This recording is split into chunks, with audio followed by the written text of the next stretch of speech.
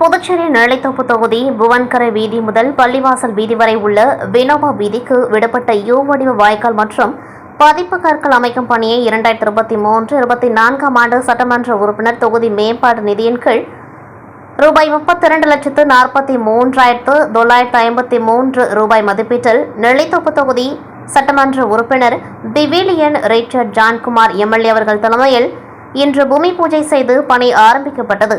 இந்நிகழ்ச்சியில் புதுச்சேரி நகராட்சி ஆணையர் சுரேஷ்ராஜ், செயற்பொறியாளர் சிவபாலன், உதவி பொறியாளர் நமச்சிவாயம், இளநிலை பொறியாளர் சாம்பசிவம் மற்றும் அதிகாரிகள், ஊர் முக்கிய பிரமுகர்கள் மற்றும் ஊர் பொதுமக்கள் ஆகியோர் கலந்து கொண்டார்கள்.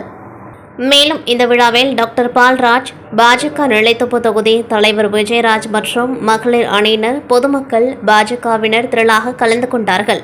மழை காலத்திற்கு முன்பாக போர்க்கால அடிப்படையில் நெல்லித்தோப்பில் 2 பகுதிகளில் ரூபாய் 78 லட்சம் மதிப்பீட்டில் இந்த பூமி பூஜையானது நடைபெற்றது.